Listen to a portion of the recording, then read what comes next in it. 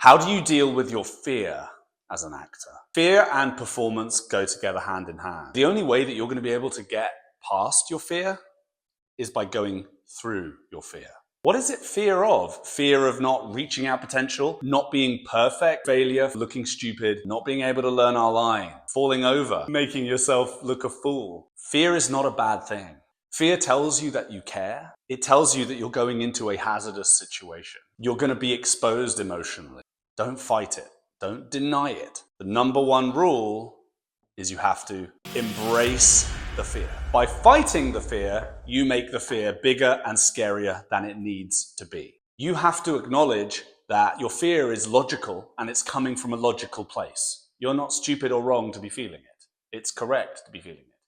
Judi Dench, one of the greatest British actors of all time, used to march up and down stairs backstage, even in the latter parts of her career, before getting on and performing, because she had to manage that.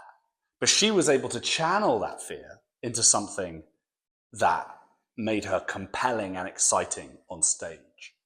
Embrace the fear and look within it to find the solution to it. Number two, create a ritual of ease and flow. Ease and flow are the two words I use very often. One of my actors, he went into a situation recently that was enormously scary. The note that I'd given him just came into his mind. Be in a state of ease before the performance, during the performance, and after the performance. You're not preparing to go into battle. You're preparing to play. If you're not in a state of ease and a state of flow, you are not going to play. You're going to fight, and everything's going to be a fight. It doesn't need to be a fight. You can have the fear, but you can be at ease with the fear. Why don't you create a ritual to help you get into that place? Really managing your breath, allowing the emotions to come and enjoying them. Saying, yeah, I'm scared. Yeah, I'm excited. Yeah. And then turning them into a cocktail that you can play with. Something that's fun. One of the greats, Mark Rylance, he did a deep meditation before every performance and would go out into the theatre and spend a lot of time just with the space. There are lots of rituals you can do that will settle you in. Start allowing yourself to create your own. The goal is to be in a state of ease and flow. Number three, if you're scared about learning lines, usually it's because you're seeing the job of learning all these lines as a big monolithic task. You're seeing it as 100 pages playing the lead in Caligula, which I did when I was 24 years old. Enormous amounts of text, and not in verse like Shakespeare, so not easy to learn. I had a complete panic attack in the opening night, and I had to get my voice coach from my acting school to come and meet me and spend an hour just decompressing me, because I was literally taking off. I was so stressed out. Break it down into small, bite-sized chunks. Work on one page at a time until you feel comfortable with it. Not that you've completely mastered it, because you never master things. This is acting. You can't master it.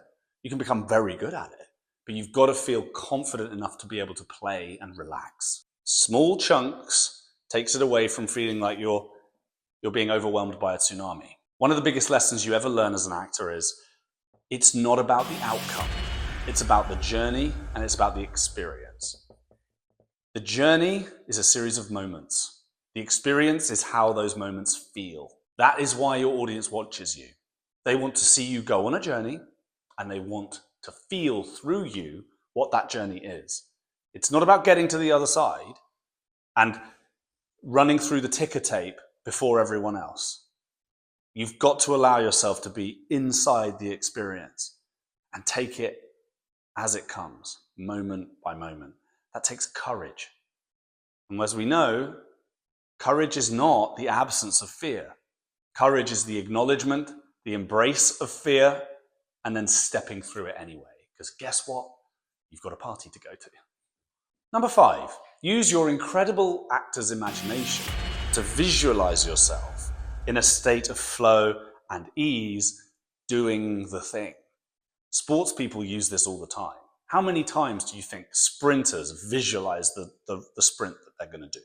How many times do people doing cross-country or triathlons, they visualize every step of it so that when it comes to being there, they're like, oh yeah, I've done this. I've done this already. I've seen this in my imagination.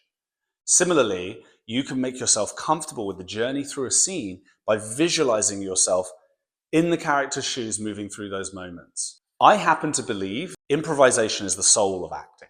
So you're never going to work out absolutely everything in advance of your performance. You will work out your blocking. You will probably work out certain moments that you want to keep quite specifically done a certain way. But you have to allow yourself to live and breathe within that and invent and explore afresh. Take care of the structural things, and then you allow yourself to be free. Number 6, use the body to calm the mind. One of the things which you can feed into your ritual, engage the body to manage the response to fear.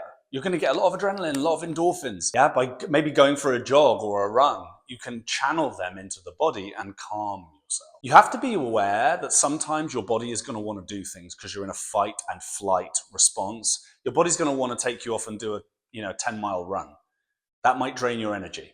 And you might actually not be going through your fear, you might be running away from your fear. This is something you have to acknowledge. Running away by doing copious physical exercise is not facing the fear. I have been there. Don't make the same mistake I did. However, you might be able to use the body to channel the fear into something useful. And that means maybe connecting with an emotion in your body, finding an embodiment of anger or rage, or finding an embodiment of something that perhaps is in your performance. Use the body in a gesture that seems to help you get into your characters. Michael Chekhov is a great practitioner to look at for that. Probably the greatest in terms of physical action. Let the moment breathe. Take your time. Don't rush the material. It's really important that when you're acting, you make the audience feel that you have all the time in the world. I talked about this with another actor recently, and I will do a video about this, about tempo.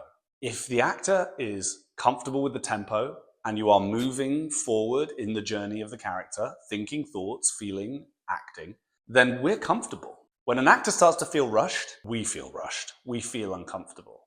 Allow yourself to take the space to let the action move at a pace that is comfortable for you.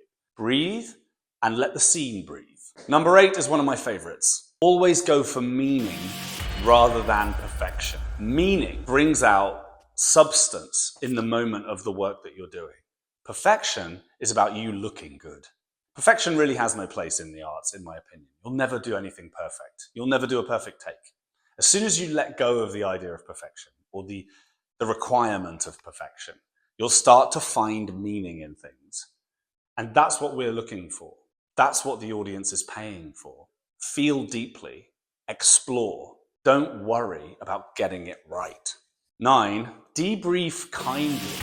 What does that mean? It means that when you've done some rehearsal and things maybe didn't go quite as well as you'd like, look back and be specific in your analysis. And don't ask yourself questions like, why was I shit? Or why did that not feel good? And why did I do that? That was such a bad choice. No. Ask yourself open-ended, positive questions. What could I do that would make the scene more enjoyable next time? What did I do that I'd like to repeat and experience again? And finally, my big ticket message for this, it's a Theo tip. You need ease and flow. Ease before, during, and after. Because in all art, there is repose, there is relaxation. And flow allows you to be in the moment. If you're grinding your gears or getting tense and doing everything from up here like you're, moving mechanical kind of components, you're not going to feel comfortable and it's not going to feel organic or authentic. So allow yourself to be in a flow state. And whatever happens, as long as you're trying to give us your best, you're very likely to entertain us. We want to watch people who are enjoying themselves. If you're not taking pleasure and joy in the act of performance, it's going to be very hard for you to give us a good experience. So, flow leads to joy. Relaxation leads to ease, leads to flow. Good luck out there, you guys. This was a long video, but I hope you find some of it really useful. See you next time.